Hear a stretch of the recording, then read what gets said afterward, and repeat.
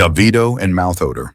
In the heart of Africa, in the vibrant village of Ugwambanike, lived Adeloye David, known to all as Davido. His drumming skills were legendary, his smile bright as the sun. His rhythms could make even the oldest grandmothers dance with the vigor of youth. However, Davido had a problem that was threatening to overshadow his musical gift. His breath was so potent it could kill on sight. Please, please, and please subscribe to my YouTube channel, comment on Instagram and Facebook, and share to your friends. This is a new channel. Help me grow it. Show some love and support. That being said, let's get back to the story. Davido's halitosis was the stuff of legend. When he spoke, people didn't just turn away. They fled as if escaping a stampeding elephant. His breath was so formidable that he unintentionally won every argument simply because no one could stand close enough to debate him. Even love itself seemed to run for the hills whenever Davido attempted to woo a woman. The situation reached its peak during the annual Yam Festival, a time of great celebration and cultural expression. Determined to impress Chimuoma, a beautiful young woman who had caught his eye, Davido prepared a special song to woo her.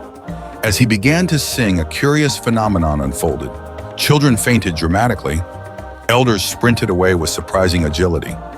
By the end of his performance, the once bustling festival ground resembled a ghost town. Humiliated and confused, Davido retreated to the ancient Iroko tree, a place known for its soothing presence and believed to be inhabited by wise spirits. To his astonishment, the Iroko tree spoke to him, then immediately regretted its decision as it experienced Davido's breath firsthand. "Great ancestors!" the tree exclaimed, its leaves withering slightly. "Your mouth is like a marketplace at closing time, with exclusively unsold rotten fish."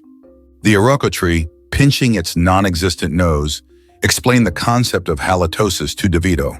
"Young Adeloye," it wheezed, "the issue you face is not one of angry spirits or cursed foods, but something entirely different. You, my friend, are suffering from halitosis, commonly known as bad breath. And let me tell you, yours could be classified as a natural disaster. Please, as you enjoy this video, subscribe, like, comment, and set a notification for the next video. YouTube, Instagram, and Facebook at Health Folklore. Now back to my story. The tree went on to educate Davido about the causes and dangers of halitosis. Your mouth, it explained, is like a bustling village marketplace. But instead of fresh produce and goods, it's full of tiny troublemakers we call bacteria. These little rascals feast on the leftovers in your mouth, creating smells that could scare away even a charging rhinoceros.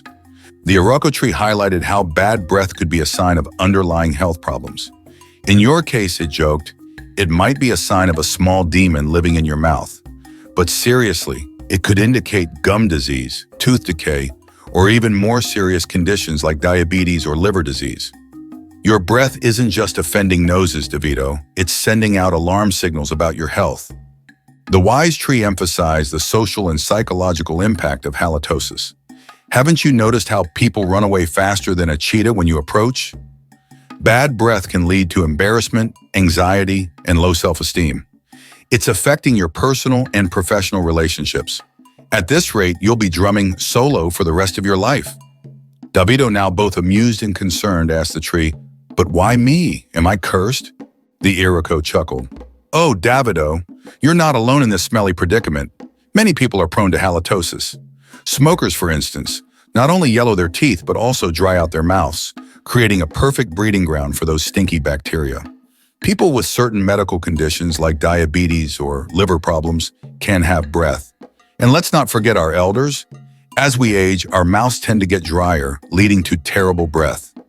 The tree continued its lesson, explaining how poor oral hygiene, certain foods, and even stress could contribute to bad breath. "And you, my rhythmic friend," it added, "with your love for spicy foods and the occasional puff of tobacco, have created the perfect storm in your mouth." Determined to change his odorous fate, Davido asked the tree for advice. The Iroko, relieved at the prospect of fresher air, was more than happy to oblige. "First things first," it said, "you need to treat your mouth better than you treat your beloved drums. Brush your teeth at least twice a day and not just a quick swish, get in there.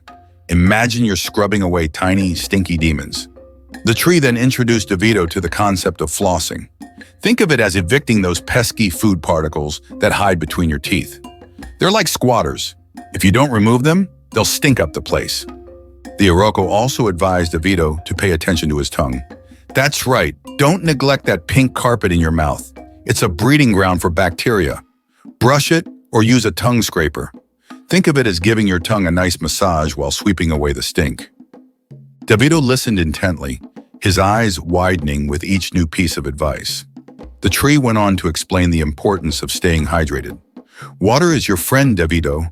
It's like a river washing away the smelly debris in your mouth. Plus, it keeps your mouth from becoming as dry as the savanna in drought season. Have you subscribed? Please do, and also like, comment, and set a notification for the next video. YouTube, Instagram, and Facebook at Health Folklore. Now back to my story. The wise Iroko didn't stop there. It advised Davido to chew sugar-free gum to stimulate saliva production, to use a non-alcoholic mouthwash to fight bacteria, and to visit the village healer regularly for checkups and cleanings. And one more thing, the tree added, lay off the tobacco and watch your diet. Those spicy foods you love, they're not doing your breath any favors. Armed with this newfound knowledge and a determination to change, Davido embarked on a rigorous oral hygiene routine.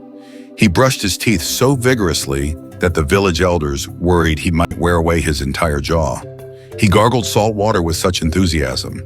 His flossing technique was so intense that neighboring villages thought they heard the sound of a new string instrument being invented. Slowly but surely, Davido's efforts began to pay off. People no longer needed gas masks to converse with him. The village's economy boomed as fewer workdays were lost to people fainting in Davido's presence. Even the local witch doctor, who had been making a fortune selling anti-Davido breath potions, had to find a new line of work. As Davido's breath improved, so did his confidence. He started teaching others in the village about proper oral hygiene. His lessons, jokingly called "How Not to Poison Your Friends with Your Mouth," became the talk of the town. Children giggled as they learned to brush in circular motions, pretending to chase away stinky monsters. The village of Ugwambanike transformed. Elders with dry mouths learned the importance of staying hydrated. Tobacco users, inspired by Davido's story, began to quit. Even those with underlying health conditions sought help from the village healer, who also served as the dentist, leading to improved overall health in the community. As word of Davido's transformation spread, he became a local hero. And Nchebe-jah? Well, curiosity got the better of her. One day, as Davido walked by smelling sweeter than a field of jasmine, she couldn't help but strike up a conversation. To her surprise, she was drawn in not just by his fresh breath, but by his wit, charm, and newfound confidence. In the middle of one quiet night, Nchebe-jah, curious and intrigued, crept silently into Davido's inner chambers. There, she conducted a scientific experiment to confirm the transformation in Davido's oral hygiene.